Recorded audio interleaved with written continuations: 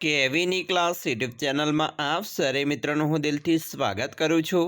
આજે વિદ્યાર્થી મિત્રો વાત કરવાના છીએ ધોરણ 6માં આપણી નવીન સ્વાધ્યાયન પોથી જે આપવામાં આવેલી છે તેમાં ભાગ નંબર 5ની અંદર હિન્દી વિષયનો પાઠ નંબર 3 છે જરા મુસ્કરાઈએ, જેના પાઠનું આપણે આ વિડીયોમાં સચોટ સાચું અને સંપૂર્ણ સોલ્યુશન જોવાના છીએ।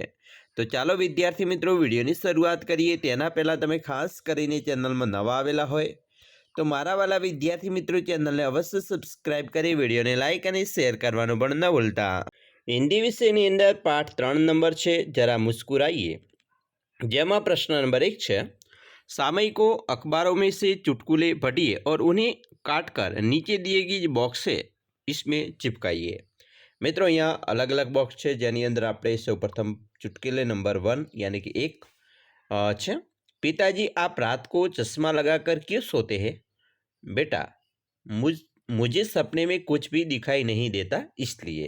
तो આવી રીતે તમે પણ મિત્રો ચુટકુલે શોધીને ચિપકાવી શકો છો। અહીંયા બીજું છે, पंडित मेरी आयु 99 वर्ष की है और एक भी ऐसा व्यक्ति नहीं है जो मेरा शत्रु हो। युवक यह बड़े आश्चर्य की बात है। पंडित भगवान का धन्यवाद है कि वे सब मर गए हैं। तीसरा है, मालिक तुमने उस कारखाने में कितने दिन काम किया है?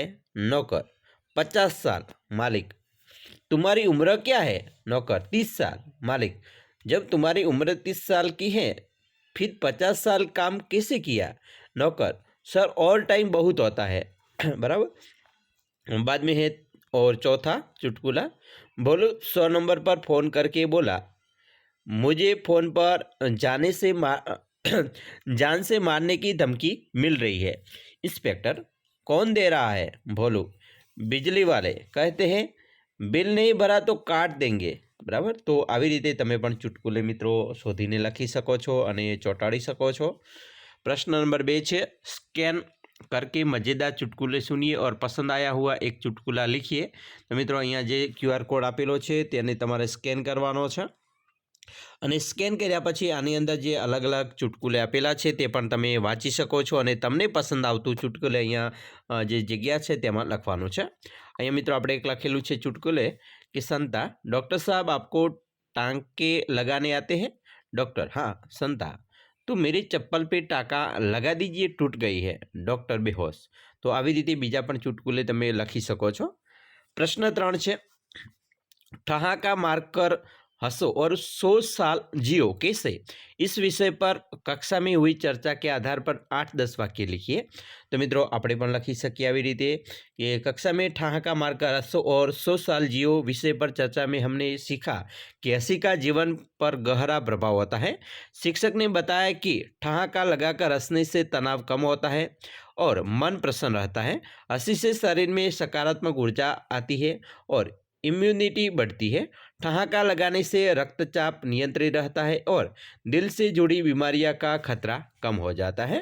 चर्चा में यह भी बताया गया है कि रोज़मर्रा की ज़िंदगी की परेशानियों को दूर करने में हंसी एक दवा की तरह काम करती है।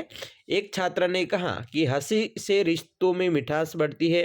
शिक्षक ने सुझाव दिया कि हमें दूसरों को हंसाने की कोशिश करनी चाहिए क्योंकि दूसरों को खुश देखकर हमें भी खुशी मिलती है। अंत में सभी ने सहमति व्यक्त की कि हंसना एक स्वस्थ और खुशहाल जीवन का राज है। मित्रों प्रश्न नंबर 4 है, उदाहरण के अनुसार शब्दों का 4 वाक्य में प्रयोग कीजिए। मित्रों जैसे कि घर, तो एना 4 वाक्य बनाइए। मेरा घर सूरत में है, मुझे अपना घर बहुत पसंद है, मेरे घर में 3 कमरे हैं, मैं अपना घर साफ रखता हूँ।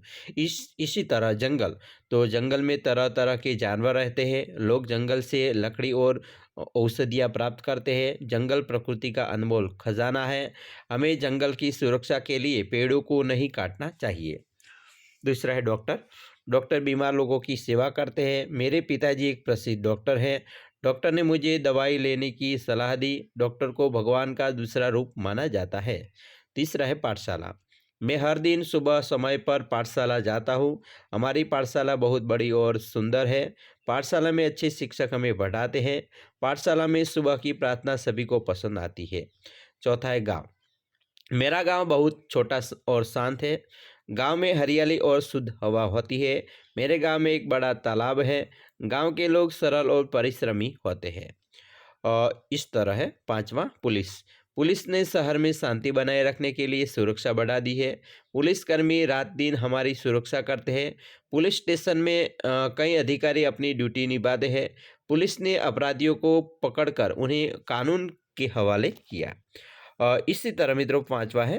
प्रश्न 5 है। मुहावरा का अर्थ देकर वाक्यों में प्रयोग कीजिए। જેની અંદર પહેલું છે नेक रास्ते पर चलना, यानी कि सही और ईमानदारी जीवन जीना। वाक्य थશે राम हमेशा नेक रास्ते पर चलता है और कभी किसी का को धोखा नहीं देता। इस तरह दूसरा है फूला ना समाना, यानी कि बहुत खुश और गर्वित होना। वाक्य है उसे अपनी सफलता पर इतना गर्व है कि वह फूला ना समा रहा है। तीसरा है पीठ ठोकना, यानी किसी की तारीफ करना या उसकी सराहना करना। वाक्य है शिक्षक ने उसकी कड़ी मेहनत को देखकर उसकी पीठ ठोक दी। चौथा है नाक में दम करना, यानी किसी को बहुत परेशान करना या तंग करना। वाक्य उसे छोटे बच्चे ने अपने सवालों से मेरे नाक में दम कर दिया। पांचवा है खून पसीना एक करना, यानी बहुत मेहनत करना। वाक्य है वह खून पसीना एक कर मेहनत करता है ताकि अपने परिवार का भरण पोषण कर सके। प्रश्न 5 है। उसका ब है निम्नलिख नीचे दिए गए परिच्छेद से मुहावरे ढूंढिए और उसके अर्थ देकर वाक्यों का प्रयोग कीजिए।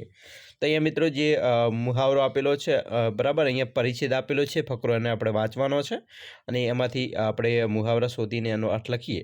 તો પહેલું છે આંખों का तारा, यानी कि बहुत प्रिय और लाडला व्यक्ति। वाक्य थશે रमेश अपने माता पिता की आंखों का तारा है क्योंकि वह हमेशा अच्छा प्रदर्शन करता है। दूसरा है मित्रों कमर कसना, यानी कि कड़ी मेहनत करने के लिए तैयार होना। वाक्य है रमेश ने परीक्षा की तैयारी के लिए कमर कस ली थी और पूरी मेहनत से पढ़ाई की। तीसरा है ईद का चांद, यानी बहुत प्रिय या विशेष व्यक्ति। तो वाक्य है रमेश का मित्र महेश भी ईद का चांद जैसा ही होशियार था। चौथा है आस्तीन का सांप, यानी किसी व्यक्ति से धोखा खाना जिसके बारे में सोचा नहीं था। महेश आस्तीन का सांप निकला, उसने रमेश की कॉपी में से नकल करने की कोशिश की। पांचवा है नज़र चुराना, यानी चुपके से या चोरी छिपी कोई काम करना। महेश ने नज़र चुराकर रमेश की कॉपी से नकल करने की कोशिश की। छठा है आग बबूला होना, यानी बहुत गुस्सा होना। वाक्य है जब अध्यापक ने महेश को नकल करते हुए देखा तो यह आग बबूला हो गए। प्रश्न मित्रों 6, नीचे दी गई कहावतों का अर्थ स्पष्ट कीजिए। જેમાં પહેલું છે जो गरजते हैं वो बरसते नहीं। अर्थ છે जो लोग ज़्यादा शोर मचाते हैं अक्सर वे काम करने में सक्षम नहीं होते। दूसरा है आसमान से गिरा खजूर में अटका, यानी कि एक मुश्किल से निकलकर दूसरी मुश्किल में फंसना। तीसरा है जैसी करनी वैसी भरनी, यानी कि जैसा काम करेंगे वैसा ही परिणाम मिलेगा।